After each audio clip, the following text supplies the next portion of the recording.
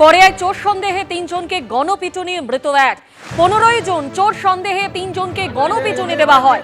আজ তপসিয়ার ফ্লেমিং হাসপাতালে মৃত্যু হয় এক আহতের। সরাসরি আমাদের প্রতিনিধি হিন্দল দে আমাদের সঙ্গে রয়েছেন। হিন্দল, ঠিক সেই দিনের ছবিও আমরা দেখতে পাচ্ছি যেদিন এই 3 জনকে চোর সন্দেহে গণপিটুনি দেওয়া হয়েছিল এবং তাদের মধ্যে সেদিনই জানা গিয়েছিল যে একজনের অবস্থা গুরুতর, তার আজকে মৃত্যু হলো।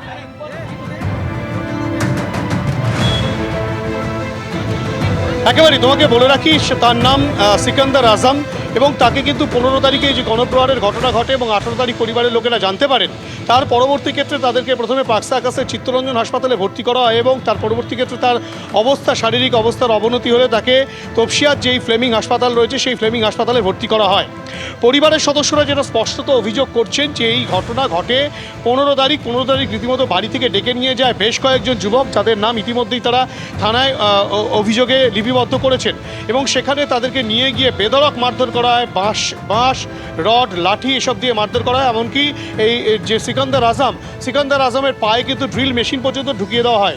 সিকান্দার আজমের সঙ্গে আরও 2 বন্ধুকে ধরে নিয়ে যাওয়া হয়েছিল, তাদের মধ্যে একজন আমাদের সঙ্গে রয়েছেন, তারা তাদেরই এক পরিবারের সদস্য।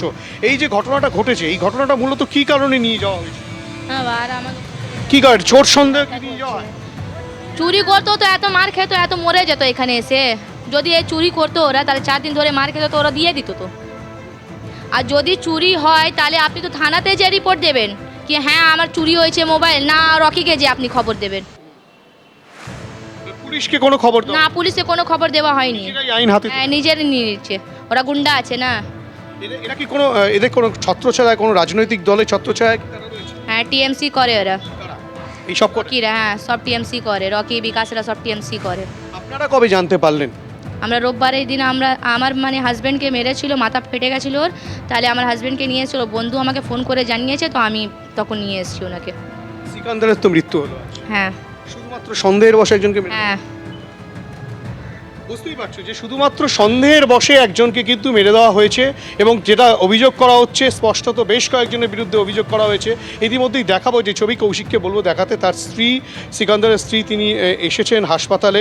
বেলা 12:30 নাগাদ সিকান্দারের মৃত্যু হয়, তেমনটাই হাসপাতাল জানিয়েছে। এই যে পরিস্থিতি হলো, আপনারা বলেছিলেন যে শুধুমাত্র মোবাইল চুরির সন্দেহে ধরে নিয়ে গিয়ে মারধর, এই যে যারা করলো তারা কারা, কেনই বা করলো? রকি বিকাশ এই নাম আছে, অনেক জন আছে, তারাই মেরেছে। আমি চিনি না, ওখানে থাকে রকি বিকাশ, আর কি নাম আমি জানি না। কি কারণে নিয়ে এসে মারধর? শুধু মোবাইল চুরি অনেক জন্য? হ্যাঁ, সন্দেহে না সত্যি, মানে এই ঘটনার সন্দেহে মেরেছে, আচ্ছা অনেক মেরেছে। এক্ষেত্রে পুলিশের হাতে তো তুলে দিতে পারতো তারা। অনেকবার বললাম, আর পুলিশ বলেছে না ওর লাশ যাবে এখান থেকে। অনেক বলেছি, পুলিশের কাছে দিল না ওরা, ওরা বলেছে সেটা সত্যিই করে দিল। আপনারা এই যে আমি চাই ওদের ফাঁসি হোক, আর কিছু চাইনি আমি। সিকান্দারকে পাওয়া যাচ্ছিল না বা 2 বন্ধুকে পাওয়া যাচ্ছিল না, সেদিনকে আপনারা পুলিশের দ্বারস্থ হয়েছিলেন? একবার গেলাম, ওরা পাঠিয়েছে, তো দুবার ফের গেলাম, তখন ওরা লোক পাঠিয়ে তখন ফের আমার বরকে ছাড়িয়েছে কোন থেকে। প্রথম ক্ষেত্রে আপনাদের কথা কর্ণপাত না করেনি? না, সেটা কত? 15 তারিখে হ্যাঁ কি আপনাদের কি তাড়িয়ে দেওয়া হয় পুলিশ হ্যাঁ, স্টেশন? বলেছো নেশা করে চলে আসবে, কিছু হবে না, এরম বলে আমাকে বলে চলে যাও, কিছু হবে না। কোন থানা করেছিল? কারায় থানা। সুতরাং বুঝতেই পারছো, স্ত্রী যেটা বলছেন যে প্রথমে যখন ঘটনা ঘটে সেই সময় কিন্তু তারা পুলিশের দ্বারস্থ হয়েছিলেন, কড়িয়া থানায় গিয়েছিলেন। কড়িয়া থানা তাদের কথায় প্রথমে কর্ণপাত করেনি, তাদেরকে সেখান থেকে ছড়িয়ে দেওয়া হয়। পরবর্তী ক্ষেত্রে যখন এই ঘটনা সামনে আসে, বাড়ির সামনে রক্তাক্ত অবস্থায় ফেলে রাখা হয়, তখন কিন্তু পুলিশ নড়ে চড়ে বসে। ইতিমধ্যেই বেশ কয়েকজনকে গ্রেফতার করা হলেও বাকি অনেকেই পলাতক রয়েছে, তাদেরকে অবিলম্বে পুলিশ গ্রেফতার করুক সেই আবেদনই কিন্তু পরিবারের সদস্যদের।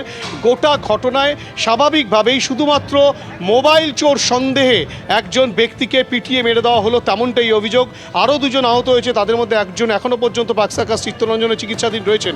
গোটা ঘটনায় সঠিক তদন্ত হোক সেই দাবি পরিবারের সদস্যরা জানাচ্ছেন এবং তারা বলছেন যেন কঠোর শাস্তি হয় অভিযুক্তদের। ধন্যবাদ হিন্দল।